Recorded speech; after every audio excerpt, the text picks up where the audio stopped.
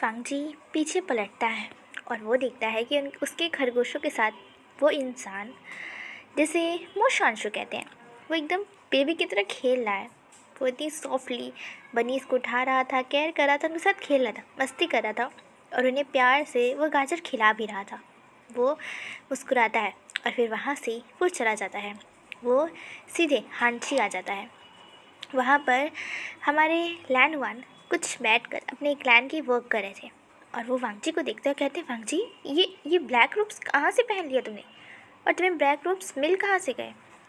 तो वांगजी मुस्कुराते हुए कहता है, वो गगा मेरे रोब्स फट गए थे तो फिर मोशांशु ने मुझे उसे दिया।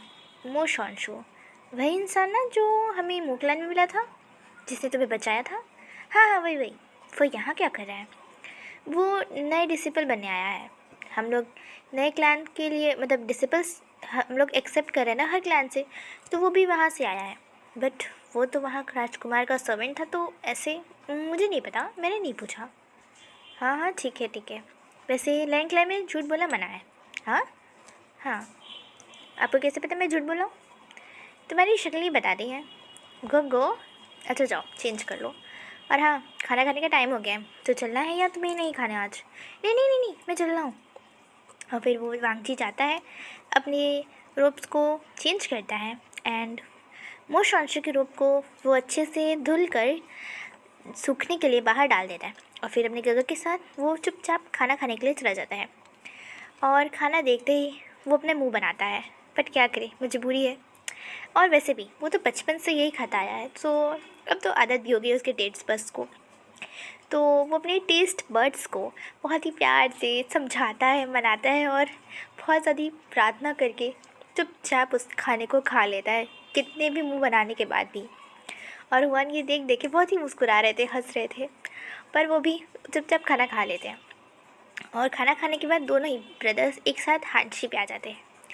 और तब फांगजी अपने गगो को देख रहा था कि वो वापस बैठ गए हैं काम करने के लिए। फांगजी मुंह बनाते हुए कहता है, ये क्या कर रहे हैं आप, सोना नहीं है आपको। और तब जिवोजुन कहते हैं, अभी भी 1 घंटा है, 8 बज रहे हैं और अभी 1 घंटा है सोने में, तो मैं 1 घंटे काम कर सकता हूँ। पर वांगजी को बातें करनी है आपसे। पर वांगजी बातें कर सकता है, मैं सुनने को तैयार हूँ। ऐसे नहीं वांगजी, मुझे आज सच में काम है, वरना तुम्हें पता है ना मैं ऐसा कभी नहीं करता हूँ। अच्छा ठीक है। वांगजी जाकर जिवोजुन के बगल में बैठ जाता है और फिर आज वो बातें करना स्टार्ट करता है। वो बताना स्टार्ट करता है कि आज पूरे दिन उसने क्या किया। आज वो क्या किया, आज वो सुबह उठा, फिर ट्रेनिंग में गया, ट्रेनिंग ग्राउंड्स में सबकी हेल्प की, लेसन्स लिए, लाइब्रेरी में बैठ के कुछ रूल्स को कॉपी किया क्योंकि उसे पनिशमेंट मिली थी। और फिर उसके बाद वो अपने खरगोश के साथ खेलने गया। और उसके बाद जब बात मोशांशु पे आती है तो उसके चेहरे पे स्माइल आ जाती है, जिसे हमारे जिवोजुन नोटिस करते हैं। और वो सुन रहे थे कि कितनी खुशी से वो बता रहा था कि कैसे उन दोनों की मोशांशु और उसके बीच में बातें हुई, मोशांशु ने कैसे किया और वो कैसे उसके खरगोश के साथ खेल रहा था और उसके खरगोश कैसे खेल रहे थे उसके साथ। और तब ये सभी बातें बताने के बाद जिवोजुन की तरफ जब वांगजी देखता है तो कहता है, क्या हुआ, आप ऐसे क्यों देख रहे हो, अब आपको लिखना नहीं है। तो फिर हमारे लैन वन कहते हैं, अच्छा ठीक है, वैसे मोशांशु एक अल्फ़ा है ना, जहाँ तक मुझे पता है। हाँ वो अल्फ़ा है तो, पर किसी ने कहा था कि उसे कोई और दूसरा अल्फ़ा नहीं चाहिए, उसे सिर्फ वीन चाहिए। तो फिर अब ये मोशांशु कहाँ से बीच में आ गया। हाँ गगो, आप कितनी गलत बात सोच रहे हो, मैं तो उसे अच्छे से जानता भी नहीं, मैं तो सिर्फ बता रहा हूँ। बट मुझे तो लग रहा है कि कुछ और ही है। वांगजी देख लो, अपने इस दिल को संभाल लो, वरना कोई आ गया है उसे चुराने के लिए। गोगो, दिल को कोई कैसे चुरा सकता है, अगर उसने मेरा दिल चुरा लिया तो मैं सांस कैसे लूँगा और मैं ज़िंदा कैसे रहूँगा। बिल्कुल भी नहीं, मैं अपने दिल को प्रोटेक्ट करूँगा। वांगजी की ऐसी बातें सुनकर जिवोजुन हंसते हुए कहते, नहीं बिल्कुल सही। अच्छा ठीक है वांगजी, अच्छा चलो मैं तुम्हारे बाल को अच्छे से कॉम कर देता हूँ। वांगजी को वो बैठाते हैं मिरर के सामने और उसके लिए क्यूट सी पोनी बनाते हैं। और फिर वो कहते, जाओ अपनी नाइट ड्रेस में आ जाओ पहनकर। और फिर वांगजी पहनकर आ जाता है। जिवोजुन भी अपने काम को साइड में रखकर सबसे पहले अपने आप को भी अपनी उस ड्रेस को चेंज करते हैं और नाइट ड्रेस में आ जाते हैं। फिर वांगजी को अपनी आर्म्स में लेकर एकदम पीसफुली शांति से वो दोनों ही सो जाते हैं। और अब नेक्स्ट दिन, आज सुबह गूसू में थोड़ी सी ज़्यादा चहल पहल थी, क्योंकि आज उन सभी गेस्ट जो डिसिपल्स बनना चाहते हैं, आज वो सभी यहाँ पर हैं और अपने एंट्रेंस टेस्ट के लिए आज वो सभी ग्राउंड पर खड़े हुए हैं। वैसे तो हर एक क्लैन से काफ़ी सारे लोग आए हुए हैं और यहाँ पर गूसू में एज अ डिसिपल वर्क करना चाहते हैं। सब लोग अलग अलग जगह वर्क करना चाहते हैं, कोई किचन में, कोई फील्ड पर, कोई प्रोटेक्शन के लिए, कोई लाइब्रेरी में के आसपास, तो कोई कुछ तो कोई कुछ। सब अलग अलग चीज़ करना चाहते हैं, अलग अलग जगह काम करना चाहते हैं, अलग अलग चीज़ सीखना चाहते हैं। इसीलिए आज गूसू में थोड़ी सी ज़्यादा चहल पहल है, क्योंकि आज इन नए डिसिपल्स को ट्रेनिंग दी जाएगी, उनका टेस्ट लिया जाएगा और देखा जाएगा कि वो सब कितने ज़्यादा कैपेबल है। तो सभी स्टूडेंट्स को या कह लीजिए सभी लोगों को उस ट्रेनिंग ग्राउंड पर लेकर आया जाता है और तब वहाँ पर हमारे 4 मेन टीचर्स वहाँ पर जो गूसू में पढ़ाते हैं, अलग अलग सब्जेक्ट्स वो लेकर वो वहाँ आते हैं। और वहाँ पर फिर लैन वांगजी वो दोनों भी आते हैं। और तब वांगजी कहता है कि आप सब तो हमें जानते ही होंगे, मुझे और मेरे गगा को, बट ये चारों टीचर्स से हम आपका इंट्रोडक्शन कराते हैं। सबसे पहले ये हैं सॉन्गलैन। ये हमारे मार्शल आर्ट्स के टीचर हैं और गूसू में हर एक लोग मार्शल आर्ट की ट्रेनिंग इन्हीं से लेते हैं और सब उन्हें झुककर बो करते हैं। और फिर दूसरे पे आते हैं, ये हैं शॉ शिनचैन। ये हमारे टीचर हैं जो कि हमें स्वॉर्ड से प्रैक्टिस कराते हैं। ये काफ़ी ज़्यादा ट्रेंड है स्वॉर्ड्स में और फिर वो सभी उन्हें झुककर बो करते हैं। फिर तीसरे नंबर पे आते हैं, ये हैं शुयांग। ये हमें टैलिस्मान्स के बारे में टीचिंग कराते हैं, कुछ मैजिक ट्रिक्स, टैलिस्मान और जादू के बारे में ये हमें टीच कराएंगे और तब वो सब उन्हें भी बो करते हैं। और चौथे नंबर पे हैं ये मिस ली। ये आपके कुकिंग में और क्राफ्टिंग में और गूसू की तलवारबाजी स्वॉर्ड्स जो बनते हैं उस जगह ये वर्क करती हैं और वो यहाँ की टीचर है। वो आपको तलवार बनाना, कैसे कैसे नई नई तलवारें, चीज़ें या युद्ध में इस्तेमाल हुई हथियार बनाते हैं, ये आपको सिखाएंगे। सो ये चारों टीचर्स हमारे गूसू के मेन हेड टीचर्स आप कह सकते हैं और इनके अंदर काफ़ी सारे टीचर्स हैं और भी यहाँ पर काफ़ी सारे टीचर्स हैं, बट अभी ये चारों यहाँ आपका टेस्ट लेने के लिए आए हैं मेरे और कुल प्रमुख लान के साथ। वांगजी की बात ख़त्म होती है और फिर वो सभी लोग वहाँ पर वो सभी 6 पर्सन्स को बो करते हैं और तब वांगजी कहता है कि सबसे पहले आपको हमें दिखाना होगा कि आप कितने ज़्यादा कैपेबल हैं। मैं आपको कुछ ट्रिक्स करके दिखाऊंगा अपने स्वॉर्ड से, आप सबको भी उसी तरीके से, क्या उससे बेहतर तरीके से आप चाहे तो मैं करके दिखा सकते हैं और फिर हम लोग आपको देखेंगे कि आप कितने ज़्यादा कैपेबल हो, आपकी मूव्स, आपकी स्ट्रेंथ आखिर कितनी ज़्यादा है। सब उस बात को नोट करते हैं और तब वांगजी अपने बिचन को समन करता है। बिचन तुरंत ही उसके हाथ में आ जाती है और वो स्वॉर्ड के कहने ही क्या, सबसे बेहतरीन और उस स्वॉर्ड को होल्ड करने वाला भी पर्सन उससे कम नहीं। वांगजी अपनी गुड एलिगेंट मूव को दिखाता है और फिर सब एक एक कर दिखाना स्टार्ट करते हैं। वो सभी लोग उसे ऑब्ज़र्व कर रहे थे और वांगजी का नज़र तो शायद सिर्फ एक ही पर्सन पे था, क्योंकि वो वांगजी के तरीके को यूज़ करके उससे भी बेहतरीन, उससे भी थोड़ा हटकर डिफरेंटली अपने स्टाइल से उसे दिखा रहा था, जो काफ़ी ज़्यादा इफ़ेक्टिव और एलिगेंट लग रहा था। वांगजी उस पर्सन के मूव्स को देख रहा था और तब वान कहते हैं, ठीक है, आप सब ने बहुत अच्छा किया। और तब वांगजी कहता है कि हाँ, कि आप सब ने बहुत ही ज़्यादा अच्छा किया। और अब दूसरा टेस्ट है आर्चरी। सबके सामने टारगेट बोर्ड को रख दिया जाता है और सबके हाथों में तीरे धनुष पकड़ा दी जाती है और तब वांगजी कहता है, इसे आपको ब्लाइंड फोल्ड होके करना होगा। सब हैरान हो जाते हैं कि ब्लाइंड फोल्ड। तो वांगजी कहता है, अरे डरिए नहीं, मैं तो मजाक कर रहा था। मेरा मतलब है कि आपको इस सब टारगेट पर आपके पास जितने एरोज़ हैं 5 के 5, उन सबको सीधे सीधे टारगेट पे हिट करना होगा। और तब फिर वो सभी लोग इसके लिए रेडी हो जाते हैं और फिर वो एक एक कर अपने टारगेट्स को हिट करना स्टार्ट करते हैं। वो सभी कुछ हिट कर पा रहे थे, कुछ हिट नहीं कर पा रहे थे, और वांग जी और बाकी सबका भी ध्यान उस पर्सन पे जाके रुक जाता है, मो शांशु, क्योंकि उसने पाँचों के पाँचों टारगेट्स को एकदम परफेक्टली एक तीर को तोड़कर दूसरे तीर को चीर कर तीसरा तीर लगा था, तीसरे तीर को उस बीच में से फाड़ कर चौथा लगा, और चौथे को फाड़ कर पाँचवा लगा। और ये सब हैरान थे कि इतना गुड स्किल्ड। और तब बाकी सारे जो नहीं कर पाए उन सबको एक साइड कर दिया जाता है, और जो कर पाते हैं उन सबको एक तरफ। और ऐसे देखते देखते उसके अंदर उस ग्रुप में केवल 30 लोग बचे हुए थे। और तब वांग जी कहता है, आप सब ने बहुत ही अच्छा काम किया है, और आप सब काफ़ी स्किल्ड भी हमें लगते हो, एटलीस्ट आपको थोड़ा बहुत नॉलेज है। वो सभी हाँ कहते हैं। और तब वांग जी कहता है कि ठीक है, आप सब ने ये तो एंट्रेंस टेस्ट को पास कर लिया है, और अब तीसरा। तभी वहाँ पर पूरी तरफ फॉग आने लगती है। सब देखने लगते हैं कि आखिर ये धुआं कहाँ से आ रहा है। तो वांग जी कहता है कि आप सबके पास एक मैजिकल बर्ड आएगी ब्लैक रंग की, आप सबको उसे ख़त्म करना है, और जो भी इस चिड़िया को ख़त्म कर देगा वही हमारा गुस्सू में डिसिपल बनेगा और ट्रेनिंग लेगा।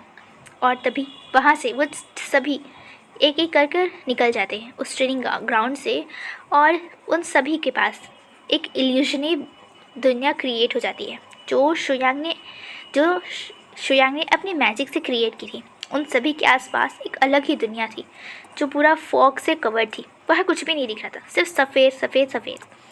और वो सबको एक चिड़िया की आवाज़ सुनाई देती जो बहुत ही ज़्यादा पतली थी, बहुत ज़्यादा चुभने वाली थी कानों को। और तब सब एक एक कर उस चिड़िया को अपने तरीके से ख़त्म करना स्टार्ट करते हैं। कुछ उस पर हमला करते हैं तो कुछ उसे पकड़ने की कोशिश करते हैं, और हमारा मो शांशु भी। और जैसे अनटेम ने दिखाया था बिल्कुल उसी तरीके से उस चिड़िया को वो ख़त्म कर देता है। और जैसे ही उस टाइम लिमिट ख़त्म होती है, क्योंकि एक पर्टिकुलर टाइम में उसे उन्हें ख़त्म करना था उस चिड़िया को, तो जैसे ही वो ख़त्म होता है वो सभी टीचर्स फिर से दिखने लगते हैं उन लोगों को। और तब हमारा लान वांग जी कहता है कि ठीक है, आप में से केवल 15 लोगों ने उस चिड़िया को ख़त्म किया है उस टाइम के लिमिट के अंदर, इसीलिए बाकी आप सभी लोग आप वापस अपने क्लैन लौट सकते हो। और अगर आपको काम चाहिए तो आप हमारे डिसिपल ना बनकर बाकी सब काम में रुक कर आप मदद कराना चाहें तो आप कर सकते हैं, बट आप सबको as a line clan disciple आपको वो मार्क नहीं मिलेगा। तो बाकी सब को सोचने के लिए थोड़ा टाइम दिया जाता है, और वो सभी वापस से जहाँ पे उन्हें रोकने के लिए जगह दी गई थी रूम्स, वहाँ पे वो चले जाते हैं। और वो 15 इंसान जो उन्होंने इस लेवल को पार कर दिया था वो अब टीचर्स के सामने थे। और तब वांग जी कहता है कि बताइए आप सबको हम में से किस टीचर के पास जाना है। इन चारों के बारे में तो हमने बता दिया, और अब इस क्लैन के जो लीडर हैं वो भी एक टीचर है, वो भी हमें गुस्सू में एज अ म्यूज़िक टीचर हमें पढ़ाते हैं। हर एक इंस्ट्रूमेंट का उन्हें नॉलेज है, और इनफैक्ट वो अपनी स्वॉर्ड की जगह एक फ्लूट ही कैरी करते हैं, और इसलिए ये गुस्सू में बेस्ट टीचर कह लीजिए, म्यूजिशियन है, म्यूज़िक के बेस्ट टीचर है। सो और मेरी बात तो मैं नाइट हैंड का मास्टर हूँ। मुझे गुस्सू में रहकर यहाँ 3000 नियम मानने में कोई इंटरेस्ट नहीं है, इसीलिए मैं अक्सर नाइट हैंड पे घूमता रहता हूँ। सो अगर आप सबको इंटरेस्ट हो नाइट हंट पर एंड उसे वहाँ सीखने में, तो आप सब मेरे साथ चलने के बारे में सोच सकते हो। उन सभी डिसिपल्स को 5 मिनट दिए जाते हैं कि आखिर उन्हें किस डिपार्टमेंट में या क्या सीखना है या उन्हें क्या इंटरेस्ट है। और तब सभी वहाँ पर एक एक करके अपने ऑप्शंस को बताने लगते हैं। हालांकि वो लोग स्टूडेंट बनेंगे किसके वो तो डिसाइड टीचर्स करेंगे।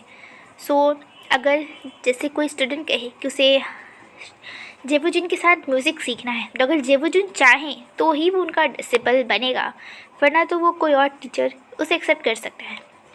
वैसे ही वहाँ पर काफ़ी सारे लोगों ने अपने अपने टीचर्स को, और उन टीचर्स ने भी अपने स्टूडेंट को चुन लिया था, और अब बचे केवल एक, वो थे मो शांशु। और तब हमारे लैंसी चैन कहते हैं कि मो शांशु तुम बताओ तुम्हें किसका स्टूडेंट बनना है, क्या तुम्हें किसी का डिसिपल बनना है। तो फिर वो वांग जी की तरफ देखता है और कहता है मुझे भी घूमना बहुत पसंद है, मैं एक जगह बैठा नहीं रह सकता, इसीलिए मैं चाहता हूँ कि मैं भी नाइट हंट पे हंगबिंग जुन के साथ उनके टीम में शामिल हूँ। तो हंगवंग जुन, क्या आप मुझे अपना डिसिपल बनाएंगे? पांग जी एक पल के लिए तो स्टंट खड़ा रह जाता है, क्योंकि जिस तरीके से उसने कहा था वो थोड़ा सा टीजिंग में था। और तब पांग जी अपने होश में आते हुए कहते हैं, हाँ हाँ ठीक है ठीक है, वैसे भी मैं किसी को अभी तक एक्सेप्ट नहीं किया और तुम आखिरी इंसान हो तो ठीक है, तुम बन सकते हो। और फिर वो ऐसा कहकर वहाँ से चला जाता है। और तब शिवूजन अपने भाई को देख रहे थे कि ये यहाँ से अचानक से कहाँ चला गया। और तब सभी डिसाइपल्स अपने टीचर्स के साथ उनके दिए गए क्वार्टर्स में लेने के लिए चले जाते हैं। बट मो शांशु वहीं खड़ा था, क्योंकि उनके जो टीचर हैं वो तो पहले ही भाग गए। अब उनका क्या, अब वो किसके साथ जाए? और तब शिवूजन हंसते हुए कहते हैं, मो शांशु, अगर तुम्हें कोई दिक्कत ना हो तो तुम हांशी की तरफ चले जाओ, फंगजी वहीं तुम्हें मिलेगा और वो तुम्हें तुम्हारा कॉटेज दिखा देगा। और तब मो शांशु वो करता है और फिर वहाँ से दूसरे डिसिपल्स के साथ हांशी को रास्ता पूछते पूछते पहुँच जाता है। और जब वो जिन सही भी थे, फंगजी हांशी में ही बैठा हुआ था। और मो शांशु गेट को हल्का सा नॉक करता है और कहता है, हंगवंग जुन, क्या आप हमें बता सकते हैं कि हमें कहाँ रहना है? वो आपने हमें अपना डिसिपल चुना है, सो आप ही मुझे जगह बताएंगे, ऐसा क्लैरिटी लाइन ने कहा था। सो पांग जी कहते हैं, हाँ हाँ हाँ, तो मेरे पीछे आओ। पांग जी मोशांशु को लेकर एक लैंग की साइड की जगह पे जाता है। पहाड़ियों के बीच एक बहुत ही सुंदर सा बड़ा सा ढेर सारी कॉटेज लगे हुए थे लाइन से। और तब उसमें से एक कॉटेज में वो लेकर जाता है मोशांशु को और उसका कमरा दिखाते हुए कहता है, ये रहा तुम्हारा कॉटेज, और हाँ, तुम्हें मैं खुद ट्रेन करूँगा, मतलब ट्रेन करूँगा क्योंकि तुम्हें मेरे साथ लाइट हंट पे जाना होगा। सो यहाँ पर ये मेरी कॉटेज कह लीजिए, यहाँ मेरे स्टूडेंट्स रहते हैं जिन्हें मैं ट्रेन करता हूँ और वो मेरे साथ नाइट हंट पे जाते हैं, इसीलिए तुम्हें भी इनके साथ रहना होगा और इनके साथ तुम्हें बातें करना होगा और घुलना मिलना होगा और तुम यहाँ रह सकते हो। और हाँ, कुछ दिनों में तुम्हारा फॉरेन रिबन भी तुम्हें मिल जाएगा लाइन का। वो शांशु हाँ कहता है और फिर वहाँ से वांगजी चला जाता है। और तब वो शांशु बाकी जगह देख रहा था। वो जगह बहुत ही खूबसूरत थी, पहाड़ों पे एकदम बसी हुई थी, वहाँ से दूर दूर तक देखा जा सकता था। और वहाँ से तो वो जगह जहाँ पर फांगजी के रैबिट्स थे, वो जगह भी पास में ही थी, ज़्यादा दूर नहीं थी।